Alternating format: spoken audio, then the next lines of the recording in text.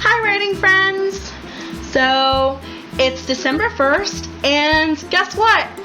I won NaNoWriMo! Okay, so I didn't finish my novel, but I got my 50,000 words in 30 days. Yay! To celebrate, I wanted to make a little video series about my writing process. So here it is.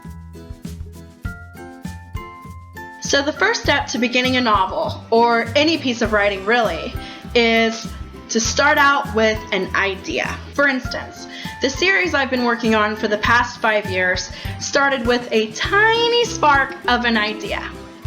In 2009, I was reading the Everworld books, and I got inspired to write my own story about a group of teenagers on a journey together. Who were they and where were they going?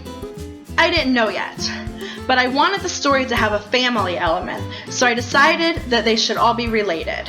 I didn't want to have any awkward romantic element, like two friends falling for each other. That's not what I wanted my story to be about. I wanted my characters to have strong bonds with each other that were strictly platonic. I also knew that I wanted it to be a fantasy story with magic involved. And that was literally all I had. But it was a start. I started brainstorming with my sister about what the magic in my story would involve. Would it take place in a fantasy world or in a more modern setting? I like the idea of modern teens in the real world, only this version of our world would have magic in it that was unknown to most people. My characters would find out about the magic and go on a quest to find it.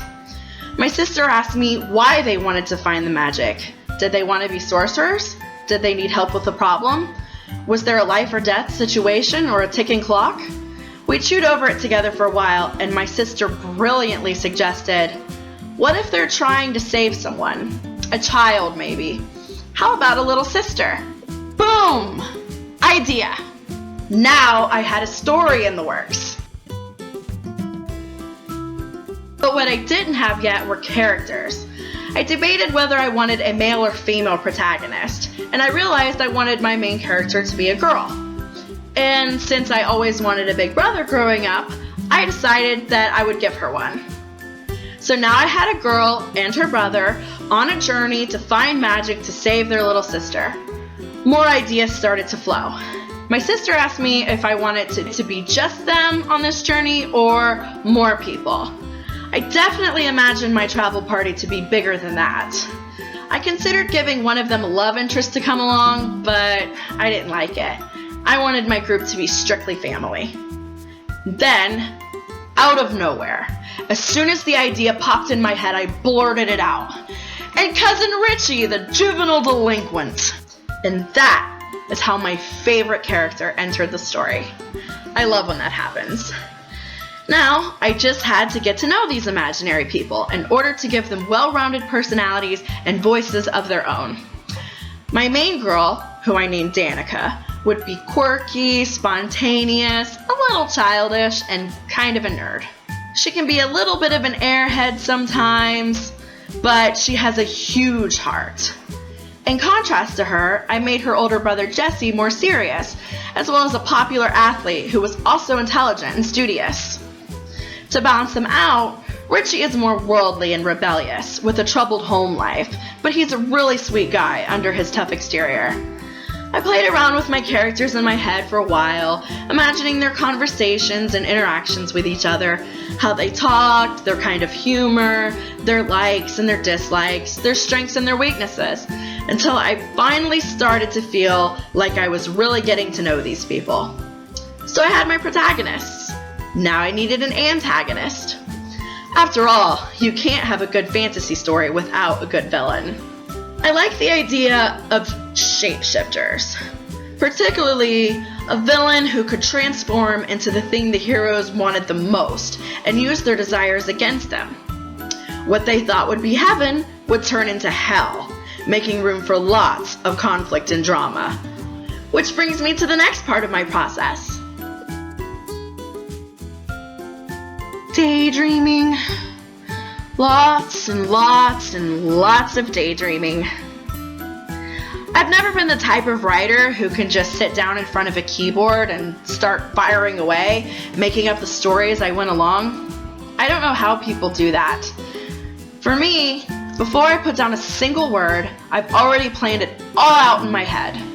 There might be some plot holes or some blank spaces where I'm not sure how they get from this point to that point, but those things get taken care of during outlining, or, if necessary, revision. In 2009, I had a job in a warehouse. Now, for anybody who's ever worked in a warehouse, you know just how tedious and redundant that kind of work can be.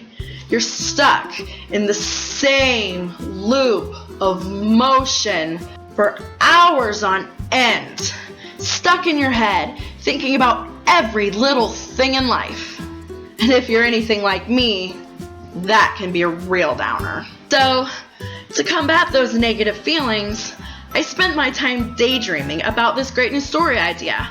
It was like a movie playing in my head. As the time passed by, I played out my story from beginning to end. I just kept rolling with it, adding more and more ideas, until I had a full-blown series on my hands. Before I knew it, I'd already come up with the plots for the first 3 books. Now I work at a security job, and for some of my sites, I had to stand in one place, guarding a door or an area.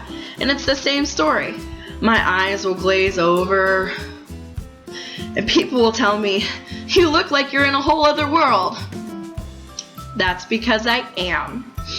I also like to go on long walks while listening to music, or just chill at home drifting away to my favorite songs. You heard it from me, folks. You're never too old to daydream.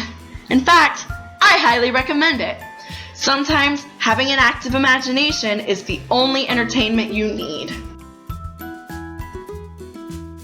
Okay, so now I've come up with my plot. I know what's going to happen. If I don't yet, I'll figure it out. Next comes outlining. I highly recommend using outlining software. I use a program called Storybook. It has an interface that will help you sort out all of your characters and settings, and it divides up your novel into parts, chapters, and scenes. I always create 3 parts because I use a 3-act structure. The novel itself won't be separated into parts, but it gives me an idea of what needs to happen within each act. Once I've got my parts, I move to my chapters. In Storybook, there are different tabs for each chapter where you can write a description for what happens in each one. Then, it organizes them for you in a list in sequential order. Got my chapters done? Cool! Next, I write out my scenes. Now keep in mind, during outlining, you don't have to write out every part of your story yet, unless you already have the words in your head and they're trying to get out. If so, that's awesome. But if not, you can just write out a description for the main events in each scene. Bob goes to the store. He meets Carolyn. She bumps into him with her cart and he's tempted to get mad, but then he sees she's wearing a shirt with his favorite band on the front. They strike up a conversation. She gives him her number. You know, that kind of thing. This is an excellent time to cover those holes I mentioned earlier. Just write out your planned scenes as they are, and the in-between stuff you don't have will jump out at you. Say you need a scene where this thing happens. You can just skip it and come up with it later. Or, if you come up with a new idea for a scene, you can add it in, or go back to change things in a particular scene to make it work better for you. That's the awesome thing about this kind of program, is that you can keep making new tabs for scenes and sort them into order that you already have. Unfortunately, Storybook is no longer being hosted on its site. You can still find download links for it online, but it no longer has user support. However, there are lots of outlining programs like that on the internet, and a lot of them are free.